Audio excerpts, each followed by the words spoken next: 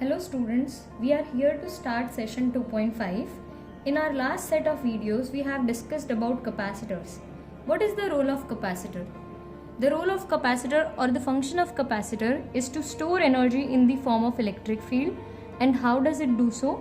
By storing or holding charge. So the main role of capacitor is to store energy. So what is this energy equals to? Whenever we talk about energy, one thing comes into our mind that it is equal to work done. In the case of capacitor, how we are going to relate it to work, we'll see that in today's video. Work done is equal to Q delta V in moving a charge.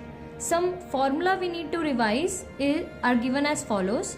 W is equal to QV, where W denotes work done, Q denotes charge, and V denotes the potential difference.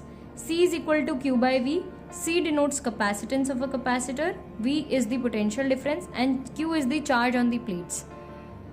Here C is equal to epsilon naught A by D. This is the capacitance of a parallel plate capacitor with air between the plates of the capacitor. Epsilon naught denotes the nature of medium, that is the permittivity of free space. A is the area of the plates. D is the separation between the two plates. And electric field is equal to V by D, that is potential difference, and D is distance between the two plates. Let's see the derivation of energy stored in a capacitor. So whenever we start a derivation, we follow certain steps. First is considerations, second is diagram, third is finding the small work done in transferring a charge, and fourth is finding the total work done. The last step would be we will equate work done to energy. Starting with the considerations, we have considered a capacitor of capacitance C. The initial charge on the capacitor plates is 0 and the final charge on capacitor plates, let it be capital Q. The capacitor plates are being charged by a battery. So the battery is the one which is responsible for having this charge on the plates of the capacitor. So this is the diagram of capacitor plates. E is the electric field between the plates. At a particular instant of time, let charge on the capacitor plates be Q. And the potential difference between the capacitor plates will be given by V, where V would be equal to Q by C. We are talking about the same instant of time, so V would be equal to Q by C. At this particular instant of time, let dQ be the charge transferred from one plate to another. Work done in transferring this small charge would be given by dW, because since the charge transferred is very small, work done would be very small. And dW would be given by, remember the formula Q into V? We are going to use the same formula where Q is the charge transferred. So here the charge transferred is dQ and the potential difference between the plates is given by V.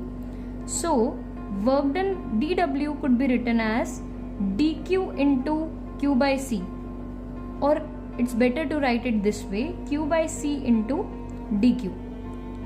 Now to find the total work done, we all know that we need to integrate this small work done from 0 to W. And here the integration would take place from 0 to the capital Q, which is the final charge on the plates. So work done would be equal to, since capacitance do not depend on charge as well as potential difference, this would remain constant. C would come out of integration, and the integration we need to do is of Q dQ from 0 to capital Q. 1 by C. The integration of Q dQ would be Q square by 2 as per the formula x raised to n dx. Integration is x raised to n plus 1 upon n plus 1. From 0 to Q, the limits would still be there. 1 by C into Q square by 2 minus 0 square by 2. We are substituting the limits over here. On the LHS side, we can write this work done is stored as energy in the system. So U would be equal to Q square by 2C. This is the formula of energy stored inside the capacitor. So we have derived the formula for energy as Q square by 2C.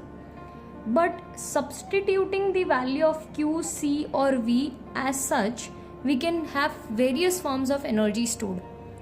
First form would be, let us substitute Q first. So it would become C square V square upon 2C. U would be equal to half CV square. This is the second formula of energy stored. Or we could also say the another form of energy stored. In the next step, what we are going to do is substitute C over here as Q by V.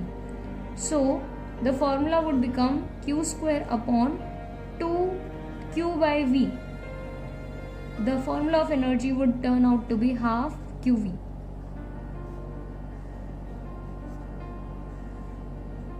So the three forms of energy stored would be Q square by 2C, half CV square or half QV.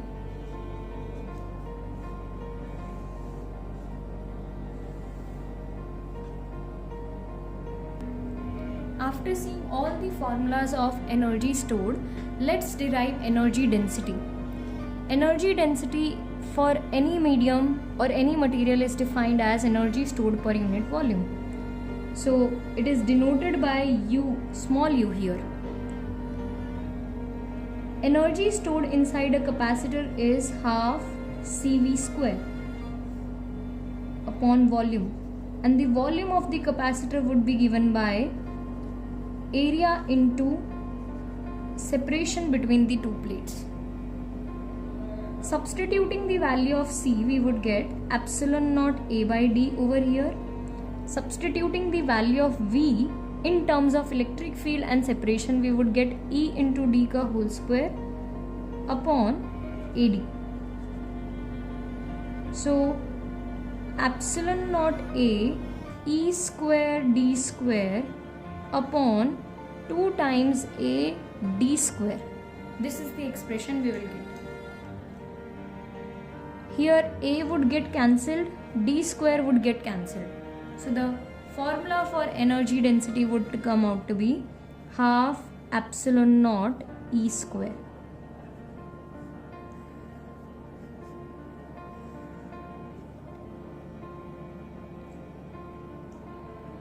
So we have seen the derivations of energy stored and energy density in this particular video. In the next video, we are going to see redistribution of charges when two capacitor plates are connected.